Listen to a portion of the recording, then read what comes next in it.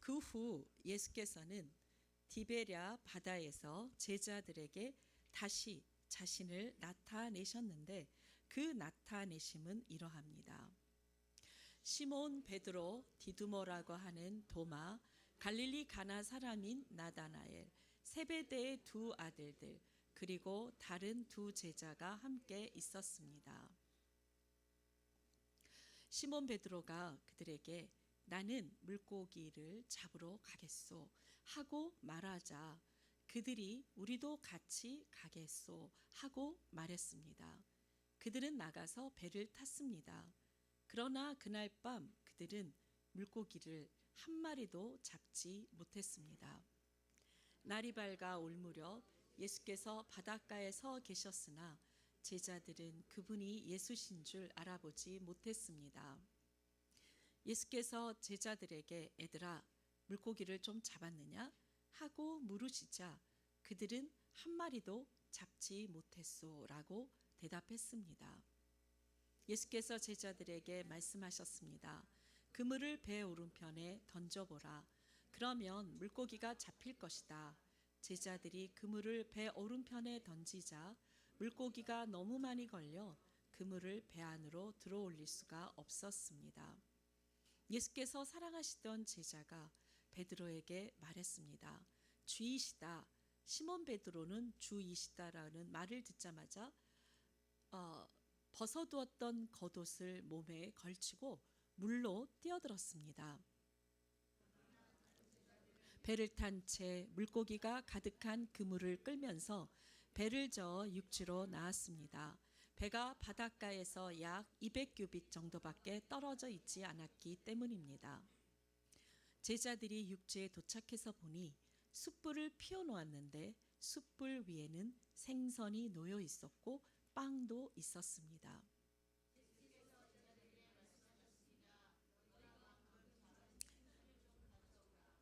시몬 베드로가 배에 올라 그물을 육지로 끌어내렸습니다. 그물 안에는 큰 물고기가 153마리나 들어 있었습니다. 물고기가 이렇게 많았는데도 그물은 찢어지지 않았습니다. 예수께서 제자들에게 말씀하셨습니다. 와서 아침을 먹으라. 다들 그분이 주이신 줄 알고 있었기 때문에 제자들 중 감히 그분께 누구십니까? 라고 묻는 사람이 없었습니다.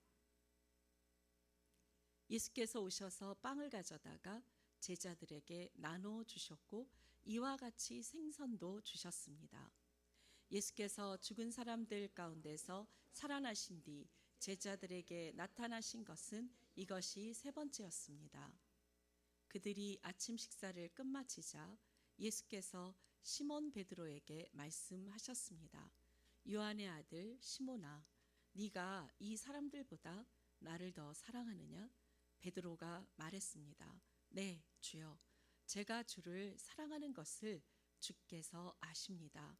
예수께서 베드로에게 말씀하셨습니다. 내 어린 양 떼를 먹여라. 예수께서 베드로에게 다시 말씀하셨습니다. 요한의 아들 시몬아, 네가 나를 사랑하느냐? 베드로가 예수께 대답했습니다. 네, 주여. 제가 주를 사랑하는 것을 주께서 아십니다. 예수께서 베드로에게 말씀하셨습니다. 내 양떼를 쳐라. 예수께서 베드로에게 세 번째로 말씀하셨습니다. 요한의 아들 시몬아, 네가 나를 사랑하느냐? 예수께서 세 번째 네가 나를 사랑하느냐고 물으시자 베드로가 근심하며 말했습니다. 주여, 주께서는 모든 것을 아십니다. 제가 주를 사랑하는 것을 주께서 아십니다. 예수께서 베드로에게 말씀하셨습니다. 내 양떼를 먹여라. 아멘. 왜 예수님이 제자들에게 갈릴리로 오라고, 갈릴리에서 만나자고 말씀하셨을까요? 갈릴리는요, 그러니까 제자들이 예수님을 처음 만난 곳이죠. 그곳에서 자신의 인생을 다 드렸어요. 예수님의 부르심에 그물도 버리고 따라갔습니다. 예수님과의 첫사랑, 예수님과의 만남, 예수님과의 그 비전을 공유했던 추억의 장소이죠. 여러분, 예수님의 12제자 중에서요, 저도 놀라웠어요. 11명이 갈릴리 출신이더라고요. 그만큼 갈릴리는 예수님과의 첫사랑이 너무나도 아름답게 묻어있는 그런 곳이었습니다. 그 마태복음 4장 18절에서 22절의 말씀을 같이 한번 읽어보도록 하겠습니다. 시작. 예수께서 갈릴리 호숫가를 거니시다가 두 형제 베드로라고 하는 시몬과 그 동생 안드레를 보셨습니다. 그들은 어부들로 호수에 그물을 던지고 있었습니다. 예수께서 말씀하셨습니다. 와서 나를 따르라. 내가 너희를 사람 낚는 어부로 삼을 것이다. 그러자 그들은 곧 그물을 버리고 예수를 따랐습니다. 예수께서 계속 더 가시다가 다른 두 형제를 만나셨습니다. 그들은 세베대의 아들 야고보와 그 동생 요한이었습니다. 그들은 아버지 세베대와 함께 배에서 그물을 손질하고 있었습니다. 예수께서 부르시자 그들은 곧 배와 아버지를 두고 예수를 따랐습니다. 이렇게 제자들은 예수님의 그 콜링을 받고 3년 동안 주님과 함께 했습니다. 그물을 던지고 예수님을 따랐던 제자들은 사실은 그 3년이라는 기간 동안이 엄청난 시간들이었어요. 정말 예수님이 하나님이시구나, 하나님의 아들이시구나 라는 것을 거의 매일매일 경험을 했다 해도 과언이 아니죠. 죽은 자를 살리시죠. 소경과 기머거리와 벙어리 눈을 뜨게 하고 귀를 열게 하고 말을 하게 하고 중풍병자를 고치고 귀신을 쫓아내고 무리를 걸으시고 정말 어린아이 점심 정도밖에 되지 않는 물고기 2마리와 보리떡 5개를 가지고 5,000명을 먹이시고 정말 이루 말할 수 없는 놀라운 기적의 연속이었습니다. 그러니 갈릴리에서 고기를 잡았던 어부의 삶의 평범한 그런 일상을 살았던 제자들, 그 중에 이제 어부들도 많았지만 그 제자들에게는 이 삶이 엄청난 다이나믹했을 것입니다. 너무나 흥분되고 신이 나고, 와, 이분은 진짜 왕이다. 이제 이스라엘을 회복시킬 거다. 이제 이 나라의 진정한 왕이 되어 주실 거다. 그래서 내가 오른쪽에 앉을 거냐 왼쪽에 앉을 거냐 막 이 다툼이 다 권력 다툼이 다 벌어질 정도로 그들은 꿈을 꾸고 있었던 거죠. 그런데 어느 한순간 그들의 기대는 박살이 난 겁니다. 여러분, 이스라엘의 왕으로 등극하실 거라고 생각했던 예수님이 제자들이 생각하기에는 너무나도 말도 안 되는 엉뚱한 방향으로 가신 거죠. 결국은 고난을 받으시고 십자가에서 처절하게 죽임을 당하십니다. 여러분, 제자들은 충격이 얼마나 컸겠습니까? 그래서 사실 어떤 면으로 보면 예수님과 함께 했던 12명의 제자들의 공동체였는데 이 공동체는 실패한 겁니다. 그냥 세상 사람들의 눈으로 보기에는 십자가 죽음 앞에 이 공동체는 그냥 박살이 난 거예요. 그리고 그 제자들은 예수님을 너무나도 사랑했지만 사실은 우리가 마음은 원인데 육신이 너무 약해요, 우리는. 그래서 이 육신의 문제를 해결해 주기 위해서 주님이 오신 거고 우리에게는 이 새로운 삶이 시작된 겁니다. 그런데 이 육신이 연약한 제자들의 삶은 어땠습니까? 정말 예수님을 팔기도 하고 가장 처절하게 외롭고 고통스럽고 가장 힘들었던 그 십자가 앞에서 제자들은 다 뿔뿔이 흩어졌어요. 예수님은요, 배신당한 겁니다. 예수님은 그토록 3년 동안 공들였던 제자들을 그냥 바로 눈앞에서 버림받고 배신당한 겁니다. 이런 상황에서 제자들은 예수님을 배신했다는 죄책감도 있었지만 도망가면서 너무 두려웠던 거죠. 나도 그렇게 될까 봐. 예수님처럼 그렇게 죽임을 당할까 봐 제자들은 극도의 공포와 두려움에 사로잡혔던 것입니다. 여러분, 자신의 모든 것을 버리고 예수님을 따라갔던 제자들은 그야말로 상실감, 허탈감, 절망감, 죄책감으로 앞이 깜깜했을 것입니다. 세상 사람들은 이러한 예수님의 제자 공동체를 바라다보면서 무슨 생각을 했겠어요? 뻔하죠. 아유, 그렇게 하나님이라고 잘난 척 하더니 예수님 실패했구나. 실패한 거예요. 그리고 마지막이 비참하구만. 이제 끝장이야. 더 이상 희망이 없어. 그들은 제자들에게 더 이상 어떤 기대도 하지 않았을 것입니다. 그리고 뒤에서 네, 그럴 줄 알았어. 조소하고 비난하고 야유를 보내고 있는 겁니다. 지금 우리가 보통 이러한 교회가 이러한 상황에 직면하고 그리스도인인 우리가 이런 상황에 직면했을 때 우리는 보통 어떻게 행동을 하죠? 이때부터 진짜 그리스도인들이 빛이 납니다. 여기서 내가 진짜인지 가짜인지는 딱 판가름이 나게 돼 있습니다. 내가 진짜 그리스도인이라면 이런 상황에서요, 세상 사람들은 절망이라고 고개를 흔드는 이 상황에서 이제부터 하나님의 놀라운 새로운 창조의 역사가 시작된다라는 것을 믿고 기대한다면 그 사람은 진짜 그리스도인인 것입니다. 맞습니다. 이때부터 복음의 위력은 나타납니다. 예수 그리스도의 복음은 가장 최악의 상황이었을 때 가장 최고의 영광으로 바뀌는 기회가 됩니다. 믿습니까? 아멘. 아멘. 이거를 믿는 사람이 리얼 진짜 크리스천인 것입니다. 우리는 교회에 문제가 생기고 심각할 때 쉽게 어떤 생각을 하죠? 아니, 비단 가정 안에서도요. 부부가 다투고 가정에 어려움이 생기면 우리는 일단 비난을 먼저 합니다. 아, 어떻게 저럴 수가 있어. 그리고 그 다음은 순서가 절망하죠. 그 다음은 깊은 절망이 옵니다. 아, 희망이 없다. 안 될 것 같아. 그래서 교회를 아주 쉽게 교회를 떠나야지. 이게 가장 합리적이고 보편 타당한 생각이라고 우리 다 그렇게 생각하죠. 그래서 수많은 사람들이 교회를 떠납니다. 어떤 면으로 보면 가정도 그래서 쉽게 떠나요. 이혼도 하고. 떠나는 게 가장 지혜로운 해결책이라고, 싸우는 것보다 낫잖아, 이렇게 생각을 하게 되는 것이죠. 예수님의 제자들은 어떠했습니까? 똑같아요. 제자들도 자포자기하고 절망하고 다시 옛날로 돌아갔습니다. 고향 땅 갈릴리로 다시 갔어요. 복음을 전하기 위해서가 아니라 물고기 잡으려고 다시 세상 붙잡은 겁니다. 돈 붙잡았습니다. 다시 물고기 붙잡았습니다.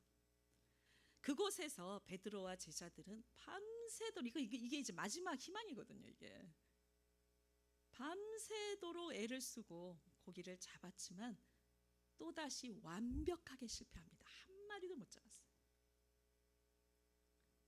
그때 예수님이 갈릴리로 그들을 찾아오셨습니다.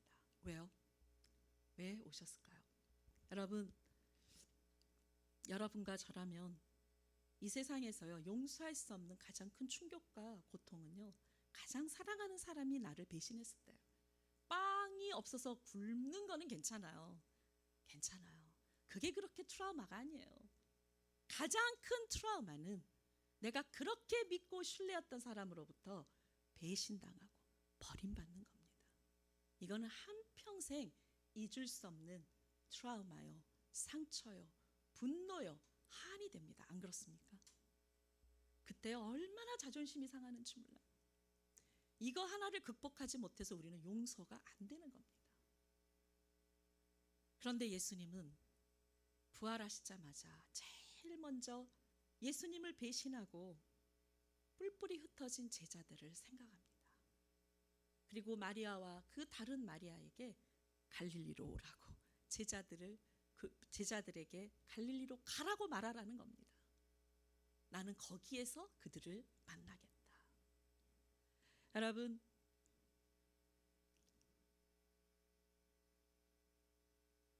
그곳에서요, 예수님이 그곳에서 제자들을 어떻게 만나셨는지, 그 어떻게 만나셨는지가 우리를 향한 그리스도의 사랑이며, 이 그리스도의 사랑이 다 무너진, 처절하게 무너져버린 베드로와 12 제자들을 어떻게 위대한 대사도로 그들을 회복시켰는지, 진정한 양육의 원리, 회복의 원리가 거기에 절절하게 나옵니다. 어떤 면으로 보면 우리 다 부모지 않습니까? 우리는 엄마 아빠인데 지금 마지막 때 우리 아이들이 그냥 산산조각이 납니다. 세상의 마음은 다 뺏기고 정말 심각합니다. 그런데 그렇게 심각해도 괜찮다는 거예요. 지금 우리 자녀들이 이 상태보다 100배, 1000배, 만배 심각해도 복음은 가장 최악의 위기에서 가장 최고의 영광을 나타내는 게 복음의 위력이라면, 할렐루야, 이제 기회가 우리에게 온 것입니다. 믿습니까? 이게 진짜 복음입니까? 그렇다면 오늘 예수님이 어떻게 디베랴 바닷가에서 제자들을 만나 그들을 회복시키셨는지, 그 단계가 바로 그분이 나를 사랑하는 방법이며, 이제 내가 이것으로 자녀들을 그렇게 사랑해서 회복시켜야 될 것이며, 이제 내가 교회 공동체 안에서 무너져버린 수많은 영혼들을 살려야 되는 하나의 방법이기도 하다라는 것입니다. 믿습니까? 아멘. 여러분, 그렇기 때문에 제자들과 베드로는 예루살렘에서 다 실패했습니다. 그런데 이 실패한 사랑을 예수님이 갈릴리에서 회복하신 것입니다. 눈물겹습니다. 저는 예전에 이 말씀을 묵상을 했었는데요, 한 일주일은 울었던 것 같아요. 참 너무 감격스러웠어요. 그 주님의 사랑이 너무나 잔잔하게 이렇게 파고 들어올 때 정말 눈물밖에는 나오질 않더라고요. 두 번째, 제자들을 찾아 갈릴리로 오신 예수님. 첫 번째, 우리는 그 예수님의 그 사랑이 어떠한지 1절을 한번 다 같이 읽어보도록 하겠습니다. 1절 시작. 그 후 예수께서는 디베랴 바다에서 제자들에게 다시 자신을 나타내셨는데, 그 나타내심은 이러합니다. 예수님이 제자들에게 다시 자신을 나타내셨습니다. 아까도 말씀을 드렸지만 가장 큰 아픔은, 그렇죠? 배신당하고 버림받는 건데요, 예수님도 가장 처절하고 고통스러운 상황에서 제자들로부터 당한 겁니다. 배신 당했고 버림받았어요. 그런데 한 번만 따라해 보시기 바랍니다. 그리스도의 사랑은 자존심을 뛰어넘는 사랑입니다. 이러면요, 우린 전화도 잘 안 해요. 안 봅니다. 딱 선을 그어요. 자존심 상했다는 거죠. 내가 먼저 말 걸기 싫어요. 그런데 예수님은요, 갈릴리까지 제자들을 찾아가신 겁니다. 예수님은 이 자존심을 뛰어넘는 그리스도의 사랑으로 시작한 겁니다. 그래서 이 마태복음 5장 46절에 47절은 제가 읽어드리도록 하겠습니다. 너희를 사랑해주는 사람만 사랑한다면 무슨 상이 있겠느냐? 셀이라도 그 정도는 하지 않느냐? 형제에게만 인사한다면 남보다 나을 것이 무엇이겠느냐? 이방 사람도 그 정도는 하지 않느냐? 그러므로 하늘에 계신 너희 아버지가 온전하신 것 같이 너희도 온전해야 한다. 진정한 그리스도의 사랑은 자존심을 뛰어넘고 복수하고자 하는 마음을 뛰어넘는 것입니다. 여러분, 세상 사람들과 같은 정신으로 산다면 믿음은 더 이상 믿음이 아닙니다. 여기서 온전하다라는 단어가 나오는데 이게 무슨 뜻일까요? 적어도 우리가 할 수 있는 최고의 온전함은 세상 사람들처럼 살지 않겠다는 결단입니다. 여러분, 우리는 여기까지 할 수 있어요. 결심이에요. 그들이 하는 만큼 하는 것이 아니라 브레이크 트루, 자존심을 뛰어넘고 절망과 한계를 뛰어넘고 상처와 충격을 뛰어넘겠다는 결심, 그것이 그리스도인인 우리가 할 수 있는 최선입니다. 왜? 능력이 있습니까? 우리에게? 능력 없어요. 그렇기 때문에요, 그리스도의 능력이 아닌 인간의 능력과 노력으로 하나님의 뜻을 이루어 보겠다라고 하는 것 자체가 잘못된 거예요. 그거 빨리 포기하셔야 됩니다. 여러분, 우리가 할 수 있는 건 목숨 걸고 주님의 뜻대로 살겠습니다. 어떤 상황에서도 하나님을 신뢰하겠습니다. 하늘과 땅의 권세는 하나님께 속했으니 우리는 이 모든 상황을 뛰어넘을 것입니다라는 결심이 바로 우리가 해야 되는 거라면, 능력은 하나님께 있습니다. 여러분들이 그렇게 결심했다면 어떤 결과가 나올까요? 반드시 하늘문이 열리게 돼 있습니다. 믿습니까? 우리가 그렇게 순종해 본 사람만이 다 알 것입니다. 놀랍게 하늘문이 열려요. 하늘과 땅의 권세가 임할 겁니다. 성령의 능력이 임합니다. 아멘. 왜 하나님이 안 주겠습니까? 이미 임했는데, 이미 다 주셨는데 왜 문이 안 열리겠습니까? 여러분, 두 번째 예수님의 사랑은 베드로와 제자들의 실패를 잔인할 만큼 다 드러내버리고 말았습니다. 여러분, 이게 사랑입니다. 5절을 읽겠습니다. 5절 다 같이 읽도록 하겠습니다. 시작. 예수께서 제자들에게 얘들아, 물고기를 좀 잡았느냐 하고 물으시자 그들은 한 마리도 잡지 못했소라고 대답했습니다. 여러분, 진짜 사랑은 내 아내, 내 남편의 허물을 비난하는 게 아니라 드러내는 겁니다. 나의 약점을 변명하지 말고 감추지 말고 드러내는 것입니다. 아멘. 드러내면 어둠이 빛이 되기 때문에 그렇습니다. 다 해결됩니다. 그렇기 때문에 저는 요즘 점점 더 그걸 경험하는데요, 진정한 사랑은 상대방의 약점을 비난하고 공격하기 위해서 드러내는 게 아니라 정말 해결해 주고 싶어서 드러내고자 하는 눈물과 기도가 선행되어야 한다는 것입니다. 아멘. 그리고 그걸 드러낼 때 부끄럽게 해서는 안 된다는 것이죠. 예수님의 사랑은 자존심을 뛰어넘는 무조건적인 사랑이었지만 또다시 베드로와 제자들의 실패를 다 드러내셨는데, 이 방법이 기가 막히지 않습니까? 야, 나는 눈치 백단이야. 너 밤새도록 애썼는데 고기 한 마리도 못 잡았지? 내가 다 알아. 우리 보통 이런 식으로 얘기합니다. 왜? 나 똑똑해. 나 다 알아. 이걸 드러내고 싶은 거죠. 여러분, 이거는요 진정한 양육이 아니에요. 그때 다 패배감을 느끼고요, 너무 부끄럽습니다. 예수님은 항상 생각하게 하는 질문으로 접근합니다. 너에게 고기가 있니? 고기 잡았니? 어떻게 대답을 해야 돼요? 스스로 실패를 인정할 수밖에 없는 거죠. 이것이 가장 아름답고 훌륭한 교육입니다. 여러분, 여기에서요 세 번째, 예수님은 그 문제를 도와주셨어요. 6절, 11절을 다 같이 한 목소리로 읽어보도록 하겠습니다. 시작. 그물을 배 오른편에 던져보라. 그러면 물고기가 잡힐 것이다. 제자들이 그물을 배 오른편에 던지자 물고기가 너무 많이 걸려 그물을 배 안으로 들어올릴 수가 없었습니다. 시몬 베드로가 배에 올라 그물을 육지로 끌어내렸습니다.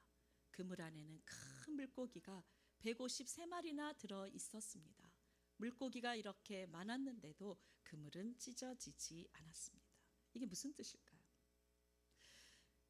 가정 안에서나 교회 안에서나 나의 그 약점과 문제와 아픔이 딱 드러나면요, 다 창피한 거예요. 창피해요. 그런데 그런 것들이 드러났을 때 이렇게 예수님처럼 그 문제를 도와주면 창피하지 않습니다. 우리가 할 수 있는 최선을 다해서 문제를 드러냈을 때 안아주고 함께 기도해주고, 괜찮아, 부끄럽지 않아, 나도 그래. 그리고 맛있는 음식을 가져다 주고, 내가 손수해서 음식도 가져다 주고, 차도 다 정성껏 내려서 가져다 주고 정말 그에게 필요한 것들을 내가 진실로 공급해 주려고 하는 이 도움, 이것이 나의 실체가 드러났을 때 상대방이 부끄럽지 않은, 거기서 위로와 새 힘을 얻는 기회가 되어질 것입니다. 아멘. 이게 정말 중요한 상담의 원리예요. 이게 공동체입니다. 우리는 대부분 문제가 드러났을 때 거기에서 너무 창피를 당하고 판단하고 비난하는 분위기 때문에 다시는 교회 안에서 나의 비밀을 드러내지 않을 거야. 그리고 교회를 떠나는 수많은 사람들을 우리는 지금 목격하고 있지 않습니까? 저부터가 회개해야 됩니다. 그들을 그렇게 만들었던 장본인들은 사실 우리들입니다. 이제 회개하고 여러분, 그 연약한 수많은 사람들을 다시 교회로 인도해서 그들이 부끄럽지 않도록 도와주고 함께 끌어안아주고 함께 울어주는 이 공동체를 이제 우리 교회로부터 시작했으면 좋겠습니다. 아멘. 여러분, 네 번째, 예수님은 제자들의 수준에서 관심과 사랑을 나타내셨는데요. 10절을 읽도록 하겠습니다. 시작. 예수께서 제자들에게 말씀하셨습니다. 너희가 방금 잡은 생선을 좀 가져오라. 이게 무슨 뜻일까요? 사람을 낚는 어부가 되라고 했지 언제 돈 벌라 하셨어요? 사람을 낚는 어부가 되라 하신 거지 너 물고기 잡아서 다시 네 인생을 돈 버는 그런 인생이 되라고 말씀하신 게 아니었어요. 물고기는 제자들에겐 부끄러운 겁니다. 그런데 예수님은요, 제자들의 현재 죄책감과 두려움과 절망한 그 밑바닥까지 함께 내려가셔서 그들이 그 정도밖에는 할 수 없는 현재의 상황을 그대로 이해해주고 받아주고 용납을 해주신 것입니다. 여러분, 이것이 복음이며 이게 그리스도의 사랑인 것이죠. 예전에 우리 셋째 아들이 여자친구 사귀면 데리고 왔어요. 그런데 솔직히 속으로 얘가 외모는 안 보는구나 이렇게 생각한 적이 있었어요. 근데 어쨌든 얘는 대화가 잘 되는 애들을 좋아하는 거죠. 그래서 어쨌든 뭐 서빙고 온누리교회 앞에서 여자친구 되게 귀엽게 생겨요. 그래서 그 예수님에 잘 믿지는 않는 것 같고 어쨌든 그래도 여자친구냐고 인정해주고 용돈도 주고 이렇게 다 했는데 얼마 지나지 않아서 잘 사귀고 있니 했더니 엄마 헤어졌어 딱 이러더라고요. 그러니까 아이들이요, 자신이 현재 하고 있는 일에 대해서 용납을 받으면 부모가 지적하지 않아도 객관적인 생각을 하게 된다는 겁니다. 우리 큰아들도 방황하고 그랬을 때 정말 귀걸이 하고 이렇게 구멍 뚫고 싶고 서태지로 그냥 도배를 하고 머리 이렇게 내려서 정말 너무나도 힘든 갈등의 시간들 속에서요, 너 이러면 되니 안 되니, 이러면 되니 안 되니까요, 아이들을 한 10년은 더 방황하게 만드는 길이 될 겁니다. 예수님처럼 네가 잡은 물고기 갖고 와봐. 와, 야 맛있게 생겼다. 맛있겠다. 얼마나 크냐? 이거 시장에 내다 팔면 얼마나 받을 것 같니? 수고했어. 밤새도록 잡느라고 고생했어. 야단 맞을 줄 알았는데, 예수님이 실망할 줄 알았는데 오히려 말도 안 되는 관심과 사랑, 이것이 아이들로 하여금 지금 내가 잘못 가고 있구나, 객관적으로 자기 자신을 살펴보게 하는 이러한 동기부여를 이러한 태도에서 아이들은 돌이키게 된다는 것입니다. 아멘. 아멘. 여러분, 정말 중요합니다. 진짜 중요한 것 같습니다. 다섯 번째, 예수님은 그들의 배고픔을 채워주셨는데요. 9절, 12절, 13절을 같이 읽어보도록 하겠습니다. 제자들이 육지에 도착해서 보니 숯불을 피워놓았는데 숯불 위에는 생선이 놓여 있었고 빵도 있었습니다. 예수께서 제자들에게 말씀하셨습니다. 와서 아침을 먹으라. 다들 그분이 주이신 줄 알고 있었기 때문에 제자들 중 감히 그분께 누구십니까? 라고 묻는 사람이 없었습니다. 예수께서 오셔서 빵을 가져다가 제자들에게 나눠주셨고 이와 같이 생선도 주셨습니다. 이제는 제자들이 저분이 예수님이라는 걸 안 거예요. 얼마나 죄송하고 부끄럽고 참담하고 그랬겠습니까? 그들은 밤새 먹을 것도 못 먹고 고생했기 때문에 너무 지쳐 있는 거예요. 사랑은요, 옳고 그름을 이야기하는 게 아니더라고요.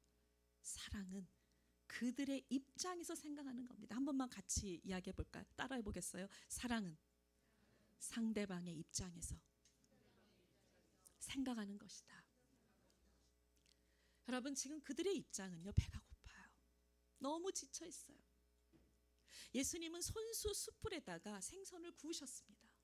그리고 떡을 굽고 빵을 준비했어요.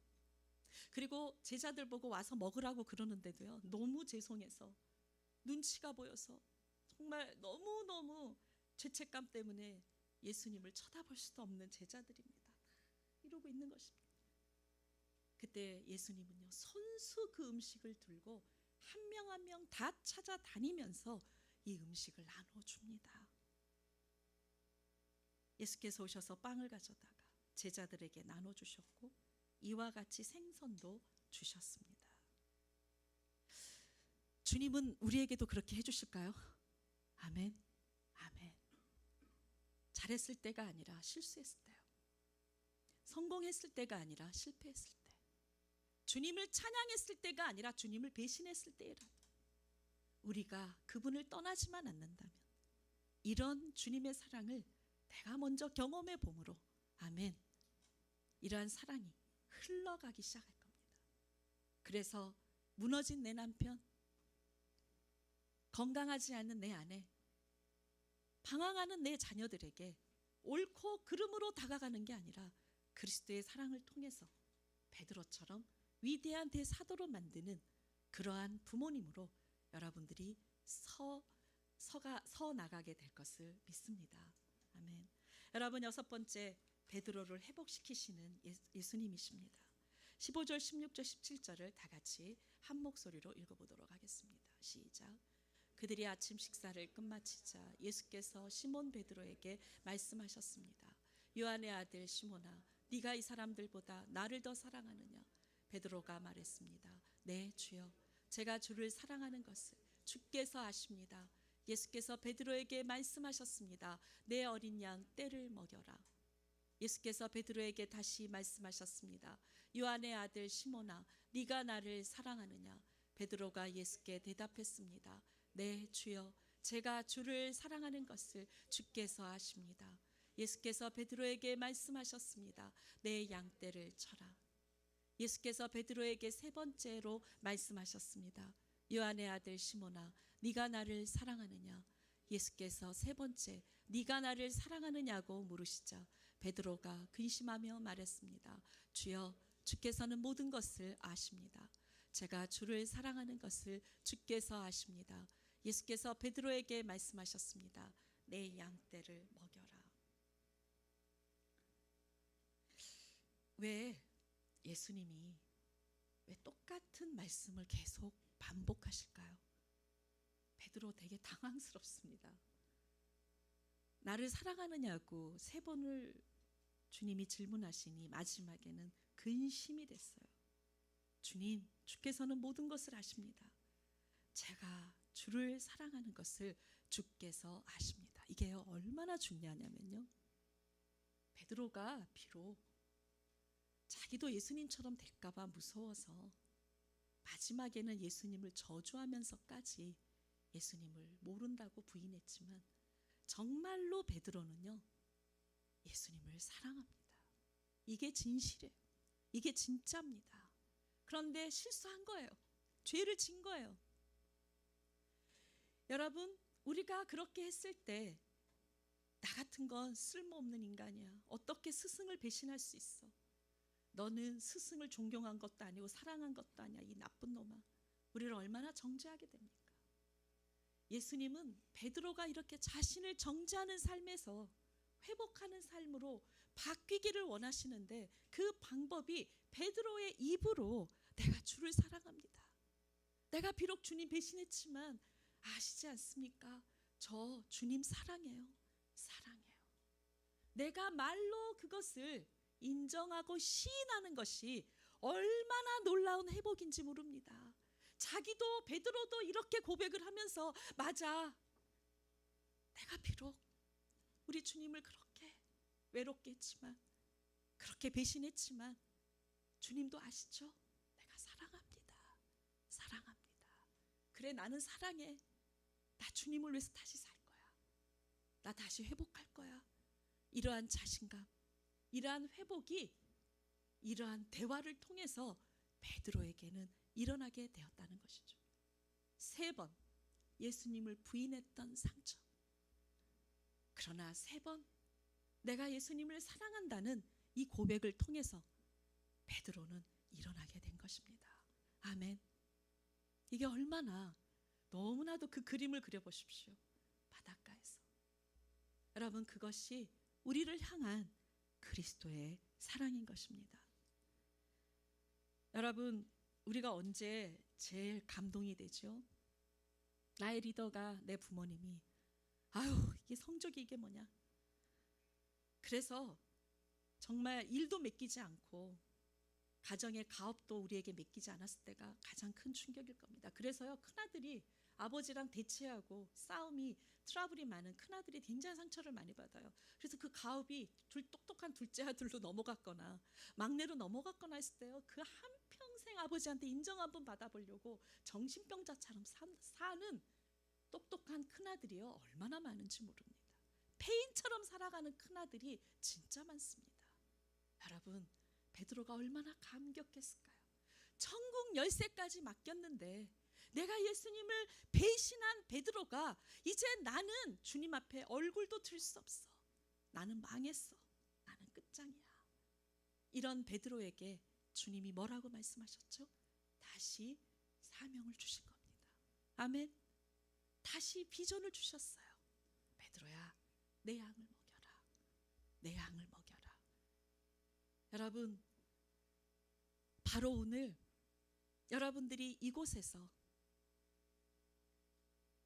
우리가 베드로는 어떤 면으로 보면 예루살렘에서 실패한 베드로는요, 갈릴리에서 그 사랑이 회복되었던 것처럼, 내가 예수님과 처음 만났던 너무나도 감격스러운 그 첫사랑의 그 장소로, 잃어버렸던 그 장소로, 여러분, 나를 부르셨던 그곳으로 주님은 다시 돌아가기를 원하는 것입니다. 아멘.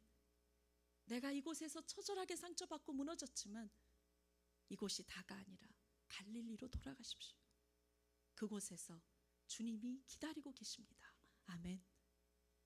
여러분, 마태복음 28장 18절에서 20절의 말씀을 읽도록 하겠습니다. 시작. 시작. 그때 예수께서 다가오셔서 그들에게 말씀하셨습니다. 하늘과 땅의 모든 권세가 내게 주어졌다. 그러므로 너희는 가서 모든 민족을 제자로 삼아 아버지와 아들과 성령의 이름으로 세례를 주고 내가 너희에게 명령한 모든 것을 그들에게 가르쳐 지키게 하라.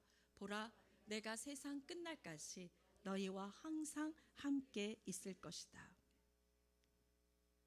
여러분, 주님이 주신 내 양을 먹여라가 어떤 면으로 보면 마태복음 28장 18절에서 20절의 말씀입니다. 예수님이 하늘과 땅의 모든 권세가 예수님에게 다 있습니다. 이제 우리 자신감을 가지고, 내가 공부하는 이유, 돈을 벌어야 되는 이유, 여러분, 성공뿐만 아니라 실패한 이유도 그렇습니다. 실패한 이유, 버림받은 이유, 배신당한 이유, 하나님의 부르심입니다. 아멘. 성공보다는 실패가 훨씬 파워풀합니다. 실패가 여러분들의 비전이 되어질 것입니다. 실패는 부활 생명의 흔적이 되어질 것입니다. 믿습니까? 아멘. 여러분, 이제는 우리가 자신감을 가지고 주님께 고백합니다. 마지막 때 우리는 모든 민족을 제자로 삼아 아버지와 아들과 성령의 이름으로 세례를 주고 내가 너희에게 명령한 모든 것을 그들에게 가르쳐 지키게 하겠습니다. 주님이 나와 함께 하십니다. 우리가 이 고백을 주님 앞에 드리는 게 아깝지 않아요. 어디서 우리가 이런 사랑을 받을 수 있습니까? 어디서 이렇게 진실한 사랑을 경험해 볼 수 있겠습니까? 그런 주님에게 이 고백이 아깝지 않습니다. 내 목숨을 드린들 왜 아깝겠습니까? 자존심? 버리겠습니다. 아멘. 처절한 나의 상처도 뛰어넘겠습니다. 아멘. 하나님 갈릴리에서 다시 만나겠습니다. 나의 첫사랑 회복하고 나의 부르심 회복하여 주님의 뒤를 따르겠습니다. 여러분 이 시간 잠깐 기도하는 시간을